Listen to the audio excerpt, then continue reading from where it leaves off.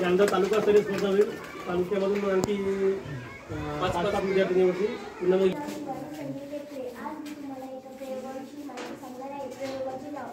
विद्युत घंटी ही एक यात्री घंटी आहे जी एका विद्युत चुंबकाद्वारे इलेक्ट्रॉनिकद्वारे कार्य करते. जेव्हा विद्युत प्रवाह चालू होतो तेव्हा ते पुनरावृत्ती होणारा घुंगून किंवा घंटा आवाज उत्पन्न करते. जसे की रेल्वेचे क्रॉसिंग, टेलिफोन, फायर अलार्म, आग विझवणारे बंब पद्धतीची सूचना देणारी घंटा. यामध्ये शालेय घंटा दरम्यानची बेल आणि इलेक्ट्रिक घंटीचा मोठ्या प्रमाणात वापर केला जातो. परंतु आता ती इलेक्ट्रिक साऊंड सर्वे पद्धती बदलली आहे. तर खंडित घंटी हा सर्वात मोठ्या प्रमाणात वापरला जाणारा प्रकार आहे, ज्यात विद्युत प्रवाह सतत फिरलेला असता सतत ध्वनी उत्पन्न होतो.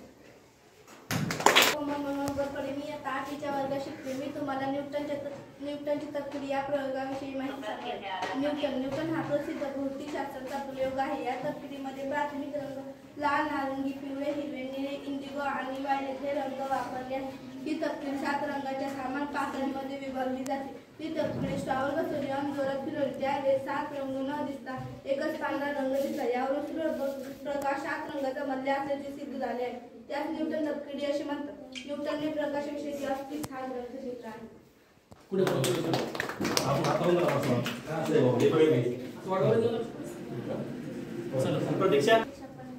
आज मी तुम्हाला खेळांचे पलंग या प्रयोगाविषयी माहिती सांगते. खेळांचे पलंग म्हणजे खेळांचे ढगाळ दिशेने बसलेल्या पलंगाच्या आकाराच्या लाकडाचा एक आयताकृती तुकडा होय. पाहणाऱ्यास असे वाटते की कुणी या पलंगावर पडले तर त्याला इजा होईल, पण असं होत नाही. असे गृहीत आहे की असंख्य खेळ आहेत. खेळ असंख्य असल्यामुळे खेळांचे वजन वितरित होते. त्यामुळे प्रत्येक खेळांची दाब व्यक्तीच्या त्वचेला छिद्र पाडण्यास पुरेसे नसते. याचा जे दाब असतो हा जेव्हा आपल्याला पिन लावतो हा फुगा लगेच फुटून जातो.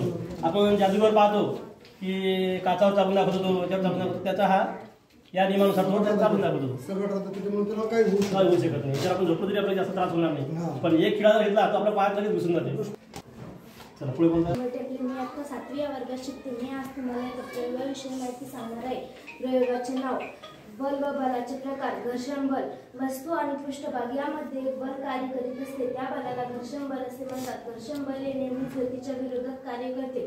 2 पृष्ठभागातील घर्षण कमी अधिक असू शकते. घर्षण बल वाढले तर घरंगळणाऱ्या वस्तूची गती कमी होते आणि घर्षण बल कमी झाले तर वस्तूची गती वाढते. अशा 3 गोट्या एकाच वेळेस खाली टाकल्या तर त्या सोबत नाही जात. 7व्या वर्गात शिकते. मी तुम्हाला न्यूटनची तपकडी या तपकडीविषयी माहिती सांगणार आहे.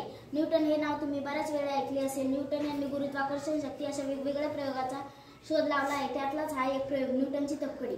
न्यूटनची तपकडी हा न्यूटनचा प्रसिद्ध भौतिकशास्त्र प्रयोग आहे. त्या प्रयोगामध्ये एकूण 7 रंगांचा समावेश होतो. त्या प्रयोगामध्ये एकूण 7 रंगांच्या पाकळ्या विभागल्या जातात. आपण ती तपकडी स्टँडवर ठेवली आणि जोरात फिरवली तर 7 रंग न दिसता एक पांढरा रंग दिसतो. त्यावरून हे सिद्ध होते की सूर्यप्रकाश 7 रंगाचा आहे.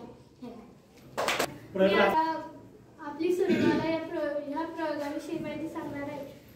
सूर्य त्याभोवती परिभ्रमण करणारे 8 ग्रह चंद्र, लघुग्रह, धूमकेतू या सगळ्यांनी मिळून आपली सूर्यमाला